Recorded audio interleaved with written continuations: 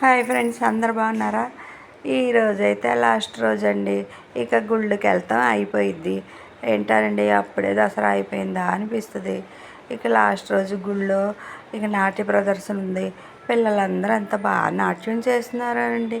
అసలు చాలా బాగా చేస్తున్నారు. ప్రతి సంవత్సరం ఎవరో ఒకరు నాట్యం చేస్తూ ఉంటారు. ఈ పాప మాత్రం కరుమారి దాసు గారు పాప ఎంత బాగా చేసిద్దోనండి. అప్పుడే దసరా అయిపోయిందా అనిపించింది. 9 రోజులు ఎలా గడిచినాయో తెలీదు. ఇక పిల్లలు ఉన్నన్నాళ్ళు నేను గుళ్ళకు తిరుగుతానే ఉన్నాను. పొద్దున్న సాయంత్రం ఇక ఇంట్లో వంటలేదు, గుళ్ళోనే ప్రసాదానాలన్నీ తీసుకుంటాము.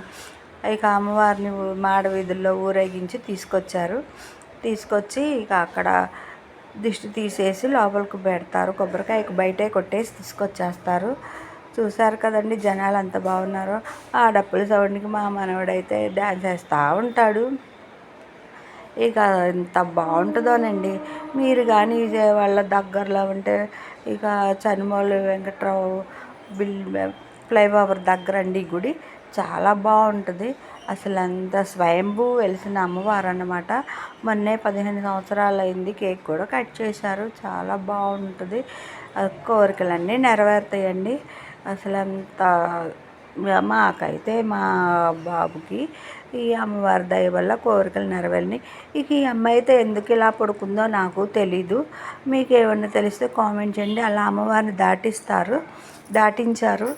ఎందుకో ఏంటో నాకు తెలియదు. ఇక జమ్మి చెట్టుకైతే అనుకున్న కోరికలన్నీ ఇక పేపర్ మీద రాసి అలా చెట్టు కడతారు. కట్టిన తర్వాత అది బాణాలతో కొడతారు.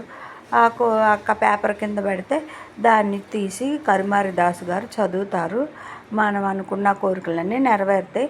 మాకైతే స్వయంగా అలాగే జరిగింది. మా అనుకుని రాసిన కోరిక నెరవేరింది.